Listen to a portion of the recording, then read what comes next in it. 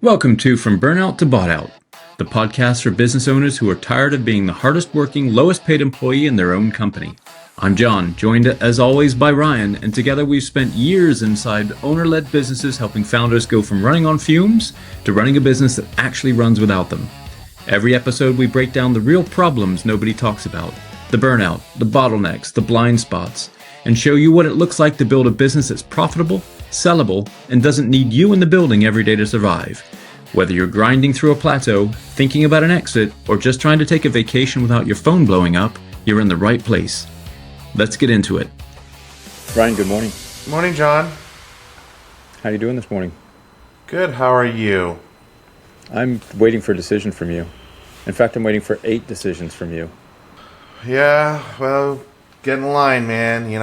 From picking out lunch and dinner to, making sure that I navigate and review every little detail that my team does. It's just, I'm working 25 hours a day. Yeah, I need all those marketing things approved, all those individual little paragraph edits that we do on a weekly basis. Can't get anything posted without you, man. Well, it's got to be the way that I want it, Jon, every single step of the way. It's my ego, I have trust issues, I don't like to delegate, and, everything's up here in my head, Jon, What's a process? I know, I know. You tell me each week, but I still can't get anything done. Sounds like, Ryan, you're a little bit of a bottleneck. Well, I wouldn't say I was a bottleneck, I would say that I was a bottleneck. Not the good kind of bottleneck. You were at a golf event yesterday. No. You probably saw quite a few bottlenecks from the right side. I certainly did. When they have 2 groups per hole for a 9-hole course, yeah, it was 7 hours of being in the sun was amazing. So, what can you do? Well, you can refresh yourself. If I could clone myself, Jon, boy, my business would be booming. Oh. That's going to be possible one day. And the world would never be the same. It will be. Yeah. Or we'll have AI renditions of us. I think. But don't get me started on AI. Yeah. That'll be that'll be a different episode. We should actually crush it in AI. Just the capabilities. Now it's going to affect finance and marketing. Marketing's already under the cosh, but yeah, back to bottlenecks. Let's discuss it bluntly. Why is being the decision maker, the person that every single decision has to run through, such a bad thing? Well, Jon, every operator that I know that has come through this, whether they're in the treadmill or the Pathfinder stage, is that, they think they're indispensable. And it sounds like a compliment to them, but it's actually the diagnosis of what's going on in their business, right? They haven't built a business. When everything goes through you, you haven't built a business. You've built a high-paying, high-stress job, and you can't sell it because we're calling it owner dependency, but this is exactly what the bottleneck is. You can't step away from it, not even for 3 seconds, or going to your kid's Little League game or dance recital or whatever that's going to be, because you're constantly on the phone, because only you can answer those questions. Only you have that knowledge to help everybody out. And you can't scale because you can't clone yourself, right? So the introduction is exactly what we're talking about. And the thing is that people think that being in control and doing everything is the way that they're gonna get unstuck, but that's the exact thing that's keeping you stuck, right? So I think everybody needs to take what we call the Snowplow Test, right? If you're gone tomorrow, does your business survive a week, a month, or an afternoon? And it's the Snowplow Test because if you get hit by one, right? That's right. How long do you survive out of the coma? Yeah. Right. I think owners push back on what you just said a lot because I think they feel their business is different. And I mean, that was a pretty sweeping statement. You cannot grow. The more you try and control, the worse it actually gets because you're doing more things. So it seems counterintuitive. But yeah, owners would push back and say, my business is different. I really do have to approve everything. It's the only way we can grow. How do you respond to it? You know, John, whenever we talk to owners, right, they all say that. My business is different, right? Yes, you are unique. You're maybe where you are in the world is a little bit unique, but you're still part of the same industry. So, you know, I hear my business is different from landscapers, caterers, lawyers, builders, manufacturers, HVAC guys, plumbing and heating, electricians, dentists, right? You're not different in a lot of respects. Maybe 1% different, right? In terms of how you manage your company, or the name on the truck is different from the other person, right? That's the thing. Your business isn't different. Your ego is, right? What's actually happening when you say that is that you haven't documented the decisions. You haven't built a system. You haven't trained your team, right? All of that is fixable. But what you're doing when you're saying I'm different is that you're dodging it. You're dodging the things that need to happen for you to scale. Mm-hmm. So it's not that your team can't make a decision. It's that you haven't given them what they need to make it, right? And that's a system, that's a process, that's going over it and saying it's okay to make a mistake. This is where you went wrong. Now it's a teachable moment, right? And so you don't allow them to make the same mistake twice, right? That's how you learned, right? You made a mistake, you fixed it, you figured it out, and then off you go. And then when you see something, you say, oh, you guys made a mistake here because, you know, I did that 15 years ago, right? I did that 3 months ago, right? So you have to train them to do that. I mean, my business is different is the adult version of my dog ate the homework. But guess what? Maybe once the dog actually did it. And that's because, you know, I didn't like the assignment. I put peanut butter on it and said, go to town, Fido. So many ways I could react to that comment, and I'm going to react with the next question. Yeah, you react that way based upon experience, John. We just went over that. I have never peanut buttered my homework. Just to be clear, I'm gonna have to donate to the local humane society. Yeah, I found a different excuse. There's a piece of the puzzle here that we call the Vine Audit, right? Done this with clients before. Walk people through it. How does it work? Why does it work? Why is it the first step here? So I think you take pen to paper for 5 days, right? For 5 business days, you write down every decision you made, every approval, hey, I got a quick question, you know, and then Slack ping, texts, anything like that, write them down. And by Friday, you'll have 3 whiteboards of stuff that has no business being on your desk, right? You filled up the entire legal pad by Tuesday afternoon. And so what you need to do is you take those decisions and you put them in 3 buckets. Delegate, automate, eliminate, right? About 20% of what hits your desk doesn't need a decision. It just needs to die, right? Mm-hmm. You know, what are we going to have for lunch today, boss? Do you really need to make that decision? Or do you just delegate it, right? Or eliminate it and say, you know what? Everyone's going on a lunch diet today. I tried that with right? my wife on that one. That one specifically. Yeah, I don't care. Anything. Right. I got eliminated. Right. And then yes, yeah, exactly. I mean, in that case, it's like, well, just tell me what you want, right? You want to go to your favorite restaurant? Fantastic. Let's just do that. Why go through the 20-minute exercise? I tried to automate. That didn't work either.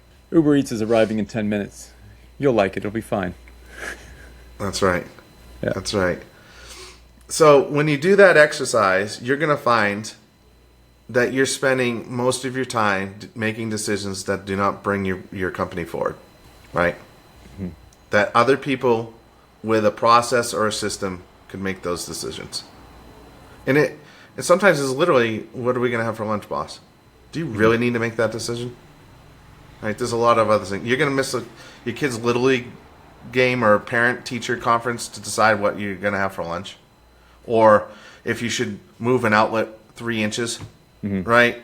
Like, seriously? Why don't you've got to empower your folks here. You've got to trust them. And in order to build trust, what needs to happen? They need to demonstrate to you that they can do something.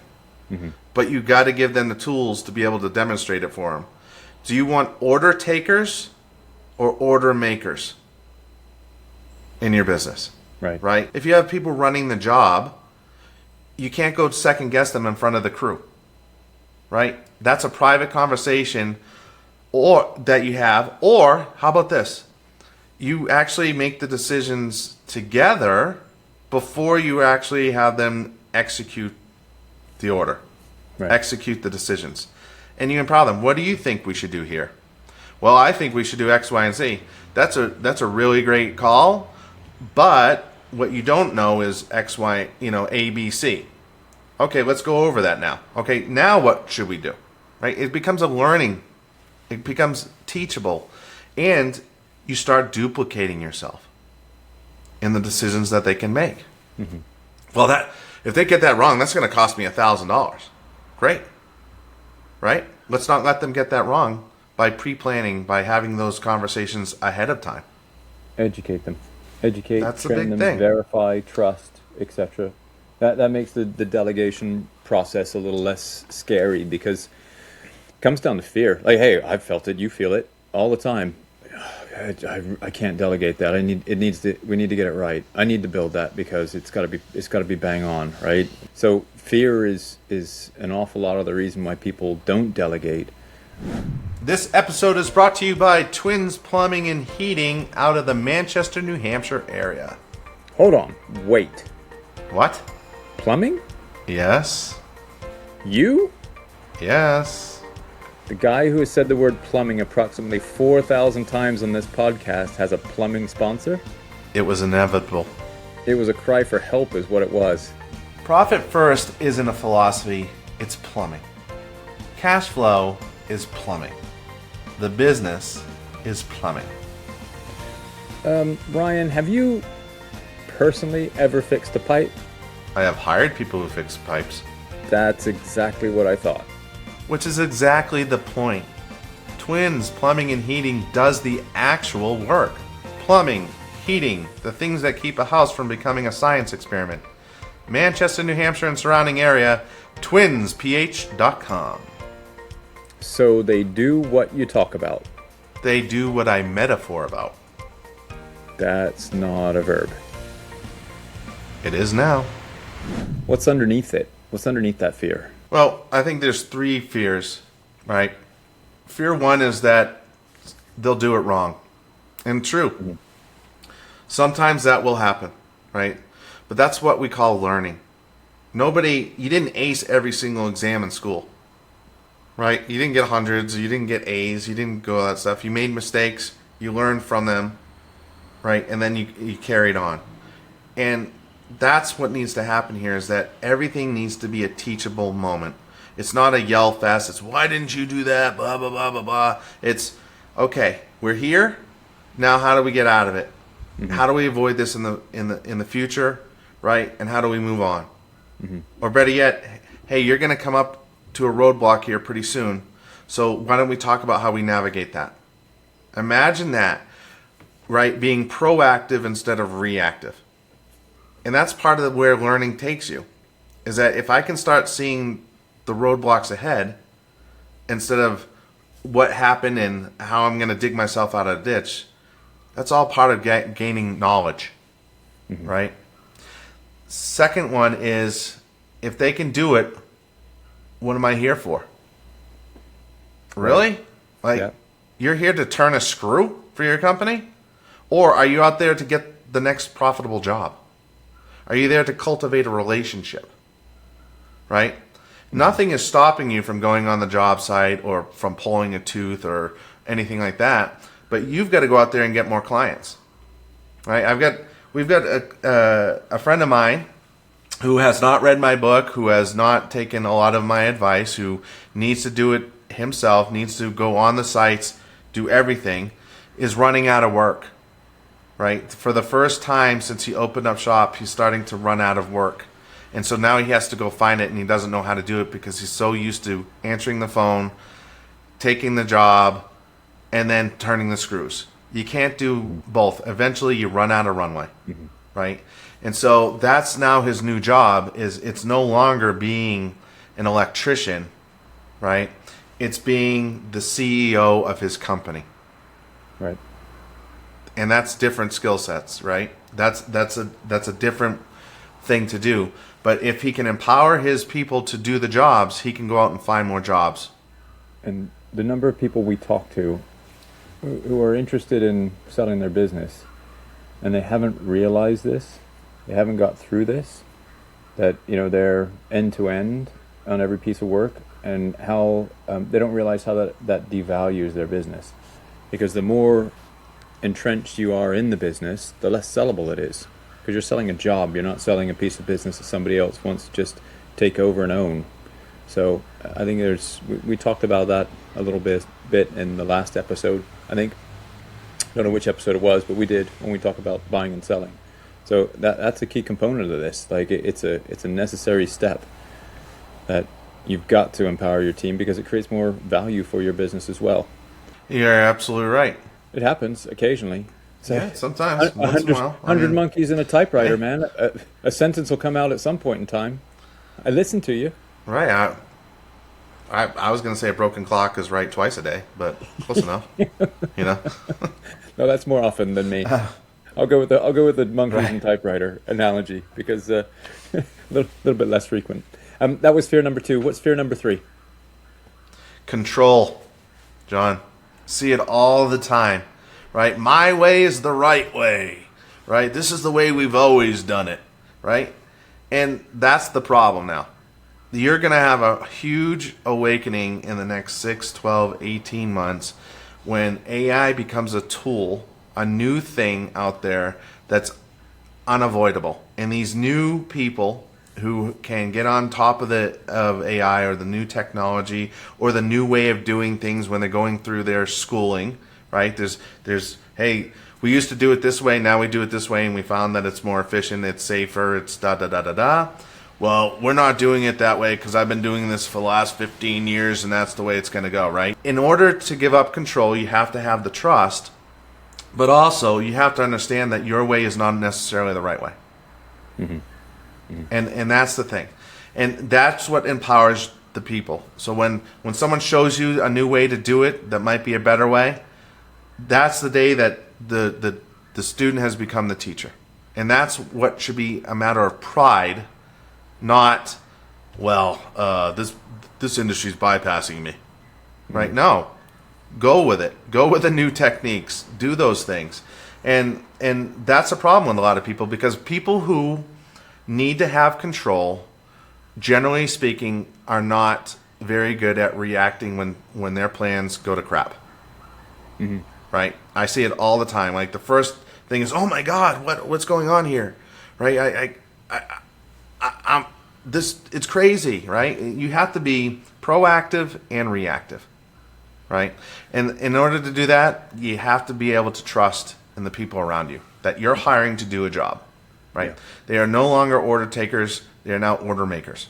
And that means your hiring process needs to be bang on as well. And we talk a lot about that in the SOS Synergy Operating System, how the value-based hires, or making sure that the values of the organization exist in every single hire, and you've defined those as super important, because when you do that, when you let go of control and you have great people in the organization, you actually get surprised at how they can bring new ideas to the table, and it improves efficiency, it improves execution as well, because you can just oversee it, and some of their thoughts bring other ideas to the table. I've had it with my integrator for my organization. She stepped on board, and just the level of organization and thought has just ramped up. And she's young, very knowledgeable, experienced, and it's affected the organization for the positive just by relinquishing that little bit of control of an area that I wasn't so great at. So I think you just have to be mindful and take those steps. Yep, and I think, John, more importantly is that if you're listening to this and you can't name which of the fears is controlling you, right, which of the fears is holding you back, it's probably all three. Yeah, awesome. Okay, we talk an awful lot about Pete in our stories. We talk. He's also a factor in 3:17 a.m., your soon-to-be released book, which covers the roadmap here of how to organize businesses, and a lot of these concepts are all in that narrative. Pete, $13 million owner, approving every single vendor invoice. Walk us through it. What happened there? How did we fix it? So one thing we should tell our listeners and viewers is that I changed the names, industries, and amounts for clients. So Pete happens to be an actual client, but this is not about Pete, right? I just wanted to use the word his name, Pete, if he's listening, right? So here you go. Shout out to you, Pete. But this has nothing to do with you, right? So Pete in the book, right, and this is Synergy Hacked. This is my playbook, my internal playbook here, where it's 3:17 a.m. is based upon in all the almost 30 years of experience, John, of doing this now. I'm getting old. It is 53,000 pages. Yeah, it's a lot. It's like 150,000. Yeah, it's crazy. It's 150,000 words, something like that. 29 and a half years to read it. Yeah, and it's like stereo instructions. So if you want to be a part of Synergy, this is one of your things that you have to do is pretty much memorize this book. But so Pete ran we'll call it a $13 million winter services company, right? And the employees called him the Penguin, which wasn't affectionately, it was more like the Batman Penguin, right? And he's and if this is ringing true to you all, then you could be the bottleneck. But in at 5 a.m., first one in there, out at 9 p.m. Got to approve every invoice over $500. You got to review every quote over $10,000. You got to call every major client personally after storms and make sure that everybody's okay. And his Snowplow Test answer is it won't last an afternoon, right? Quick break for our sponsor, Twins Plumbing and Heating, Manchester, New Hampshire area. Great company, great team. You know what they've got that you don't? A van? A team that runs without the owner. We just spent 30 minutes talking about owners who can't step away from their business, and I'm sitting here with the guy who personally edits every episode title before it goes live. That's a creative decision. That's a bottleneck. Moving on.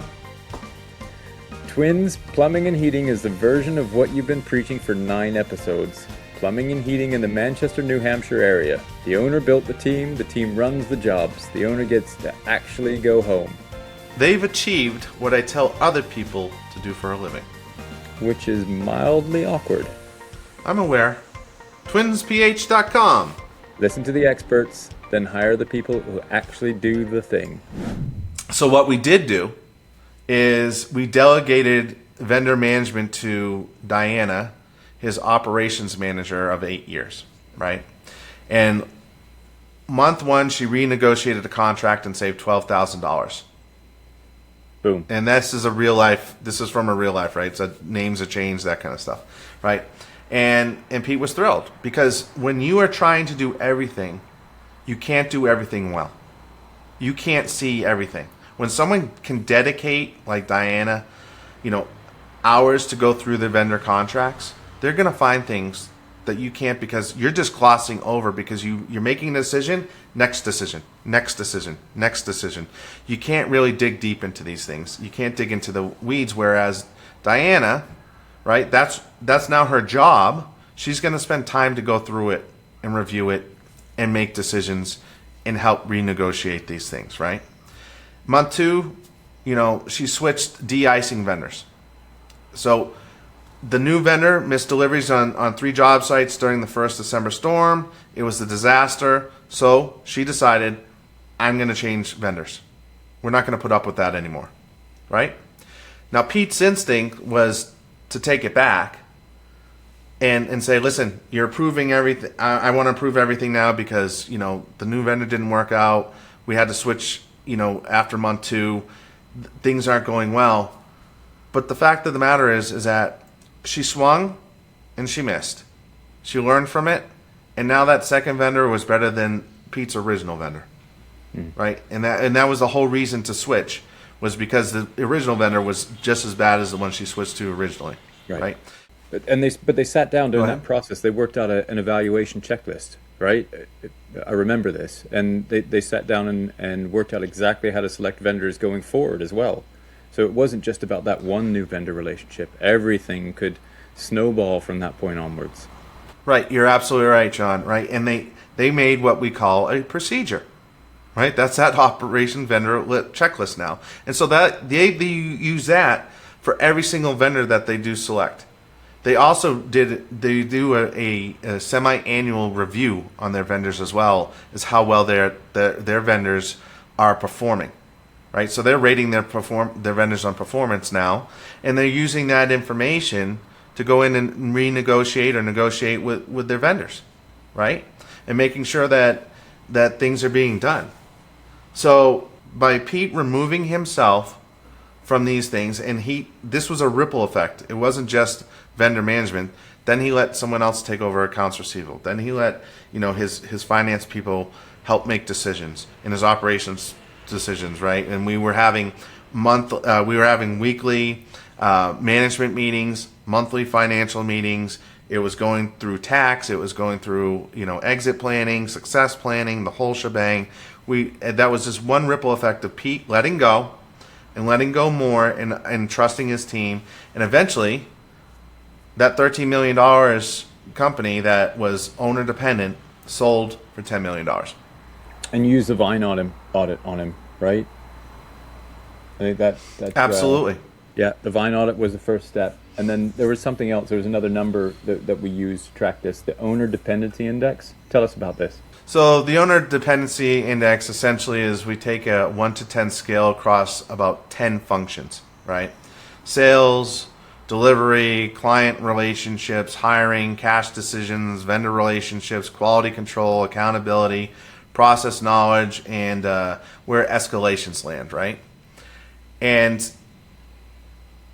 you need to have your team score you anonymously, right?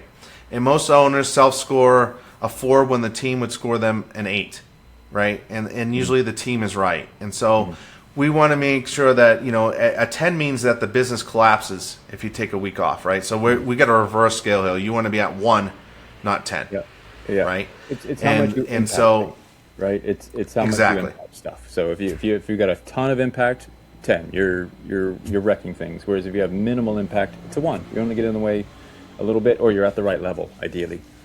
That's the right. scale.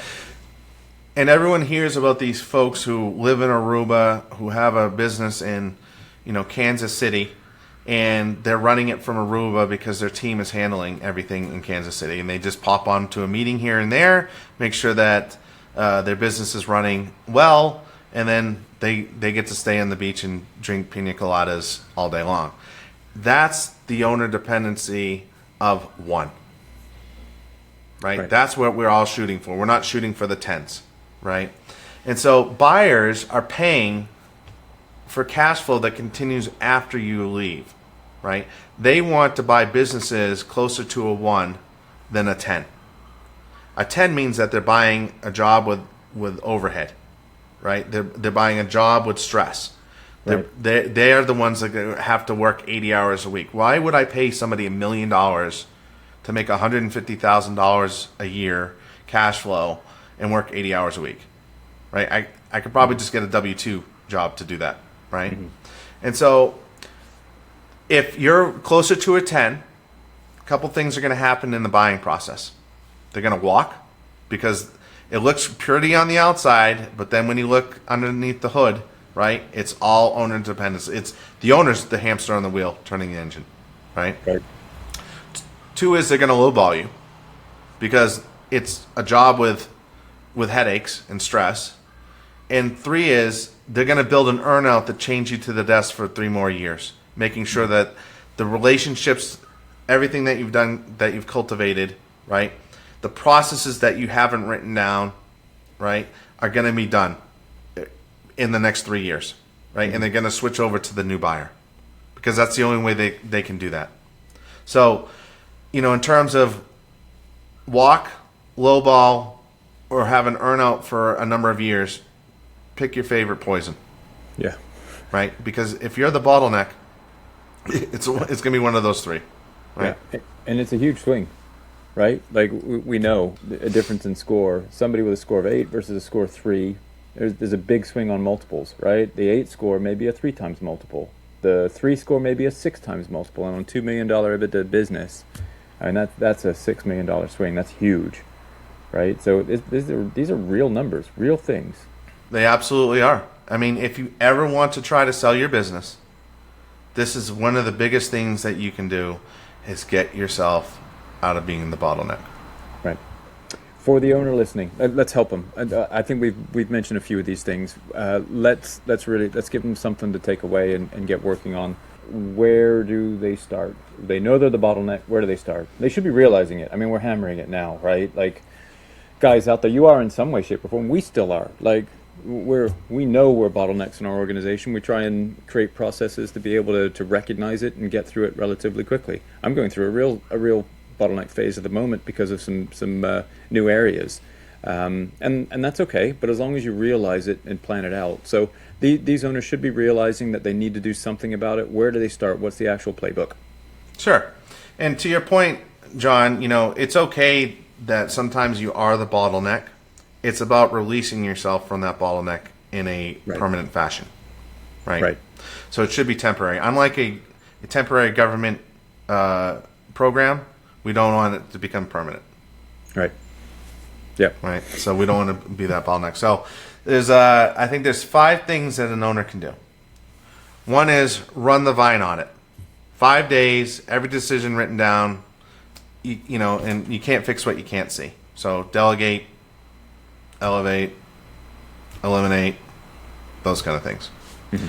2, build an accountability map. This is different from an org chart. A map of who owns what outcome, right? We always talk about clear expectations, clear outcomes. That's what every employee should know what theirs is, right? There should be a single owner per seat. And if 2 people own it, nobody owns it. It's like if I have 2 bosses, right? Boss Tom tells me to do one thing. Boss Sarah tells me to do another thing. I'm the employee. I'm going to piss somebody off, right? So we want to have one person in one seat. 3, you got to install a weekly level 10, L10 meeting, as it's heard. 60 to 90 minutes, depending on your attention span. Same day, same time, start on time, end on time, with a scorecard that the team owns. Right? So this is part of the SOS methodology. This is the best way to take stuff off your plate because you're going to give people to-dos to get them done. And that's how you're going to solve issues, right? And if you have 15 to-dos out of that meeting, you're the bottleneck. You didn't do the Vine right? And it will allow you to let your team grow and build trust with you that they can get things done, right? This is it's a very important part of that. 4 is document the 3 decisions that come to you most often, right? One great book to read is One Minute Manager Meets a Monkey, right? Is get the monkey off your back. Don't let somebody pass you their monkey. Pass it back to them. Show them how to deal with the monkey, how to feed the monkey, how to grow the monkey, and then off it goes, right? A monkey being the fact that someone gives you their problem, and then for you to resolve. No, that's what you're paying them for, right? Mm-hmm. I think the last one, is take a real vacation. After you've installed these things for a good amount of time, take a real vacation. 2 weeks. No phone, no email, no just one quick question, right? Whatever survives is your business. Whatever doesn't was a fire you were maintaining, right? Either result is gold. It gives you great information of what's going on. And your family will thank you for it, right? You'll actually be present on the vacation. Yep.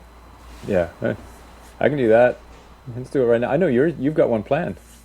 You got a big one planned. I've got one planned, John. I'm going to Europe for 2 weeks with my family, and we're planning for that. I've empowered my team. They're taking on more and more every single time. And I won't be answering my phone or emails or anything like that. It is work towards a goal. right? I was able to take off 10 days last December without the phone and emails, but days 11 through 14, those were planned work days, right? Mm-hmm. Now it's 2 weeks. Wow. And it does take time to get from 10 days to 2 weeks, right? It just doesn't happen overnight. It's 1% incremental changes in progress. Mm-hmm. Awesome. North Country business owners, are you working harder than ever and still feeling like the business is running you? There's a better way. In partnership with the St. Lawrence County Chamber of Commerce, join Ryan McGargan, founder of Synergy Solutions, for a free business mixer at Esther's Coffee House in Messina, Saturday, June 13th at 1:30. Ryan will walk you through how to generate more profit with less stress, using a proven framework that drives real profit, frees up your time, and builds a business that runs the way it should. Coffee's on the house, and sign up on the day to receive Ryan's new book when it launches. Don't forget to bring your most important business question. Register for free at wearesynergysolutions.com/esters, that's ESTHERS, or visit slcchamber.org. Okay, last question. I mean, those are very specific steps. That's great. I mean, that really should give people all the ammo they need to be able to move forward. How long does this typically take? There are challenges along the way. This isn't something you solve overnight. No, absolutely not, John. This takes time. It takes focus, right? So it depends on the level of the owner on how much they want to get rid of the vine. You just can't say, well, it's your problem now, team. You've given them no tools to make those decisions. You've got to build the tools. You've got to build the systems, right? It could take somebody, if they're almost primed to get there, it could take them just a matter of a couple months to get there. Mm-hmm. Others, it might take a few years, right? And that's the thing that people need to understand, is that the things that we talk about, it's not a fad diet. It's not a diet pill. It's not a quick fix.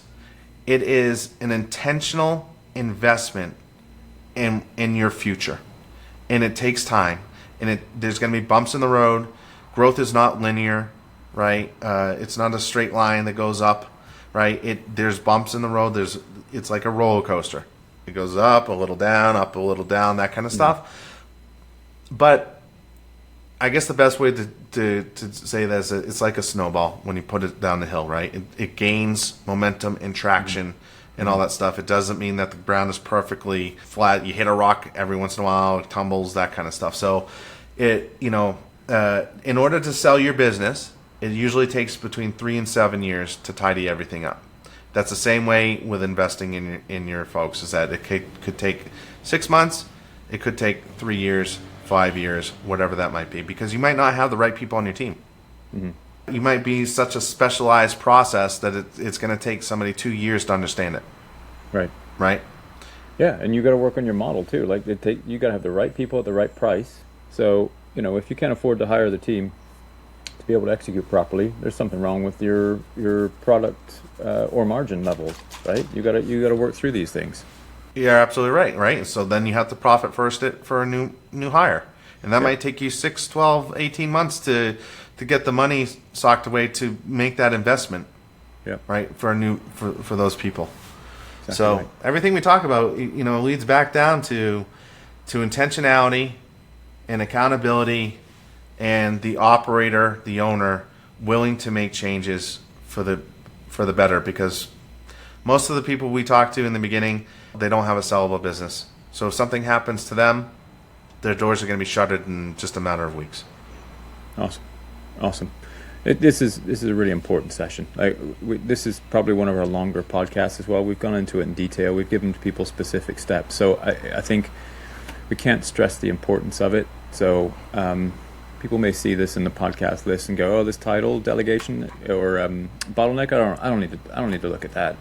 I hope people overcame that and actually did listen to it and do take these steps. I think it's super important. Ryan, why don't we give everybody the takeaway and wrap it up? I know we had a couple of thoughts about how do people screw up, but I think you've covered that in the actual descriptions of some of these things, right?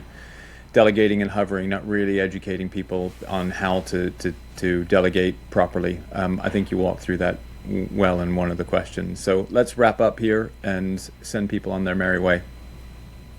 Sure. Indispensable isn't a compliment, it's a diagnosis. Okay? Every decision routing through you is a decision someone else could make faster, cheaper, and probably just as well. The Vine feels like control. It's actually a leash. Run the Vine audit this week. Score your ODI honestly. Pick one thing to hand off by Friday. 2 years of that discipline turns a job into a business, and a business into something worth selling. Awesome. Great episode. I will share one other point of note. We had an extra listener here. I'm up at the lake, and I had a nice tick crawling up my neck halfway through the episode. So those watching on video, you can see if you can spot that moment. And I pulled him off, and he got to join in, got to be part of this. I don't know how we weave that into bottlenecks, but he was on my neck. There you go. Yeah. Awesome. Great. That's a wrap. Thanks, everybody. See you next time. That'll do it for this episode of From Burnt Out to Bought Out. If anything we talked about today hit home, do us a favor. Share this episode with another owner who needs to hear it. And if you're sitting there thinking they're talking about me, good. That's the first step. Head to the show notes and book a free triage call with our team. No pitch, no pressure, just a real conversation about where you are and what's possible. You can also find us on LinkedIn and at wearesynergysolutions.com. New episodes drop every week. Until next time, stop running the treadmill and start building something you can actually sell.